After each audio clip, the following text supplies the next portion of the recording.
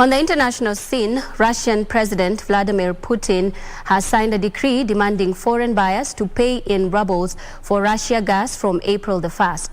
The Russian president has threatened to halt all gas and oil supplies to Europe if these payments were not made using the Russian currency. The latest announcement by Kremlin has caused confusion and fears in Europe, which relies heavily on Moscow for its gas and oil supplies. Russia supplies about a third of Europe's gas, so energy is one of the most powerful levers at Putin's disposal as he tries to hit back against sweeping Western sanctions over his invasion of Ukraine.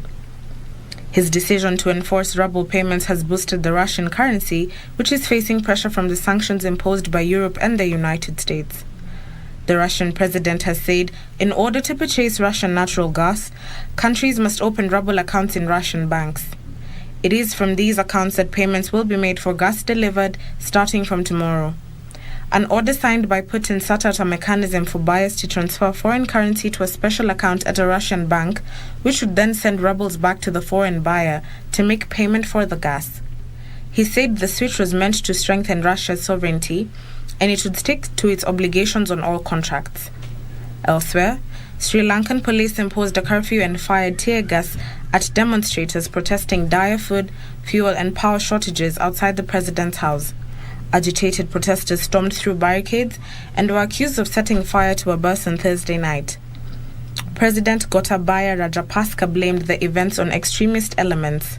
Sri Lanka is now in the midst of a foreign exchange crisis that has crippled its economy.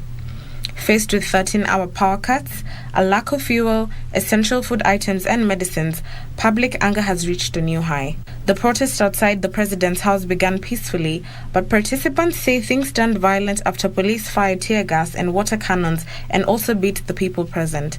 The demonstrations mark a massive turnaround in popularity for Mr. Rajapaksa, who swept into power with a majority win in 2019, promising stability and a strong hand to rule the country.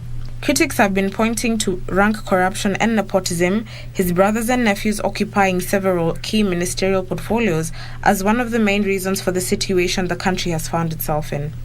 Finally, the Organization of the Petroleum Exporting Countries, OPEC+, has announced on Thursday that it would stick to existing plans for modest oil production increases in May despite surging crude prices.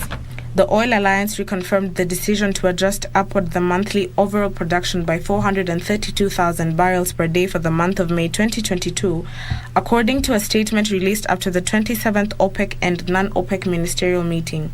So far, OPEC Plus has added 400,000 barrels per day at the start of each month, according to its schedule of gradual output increases agreed in July 2021 to offset production cuts made at the height of the COVID-19 pandemic in 2020.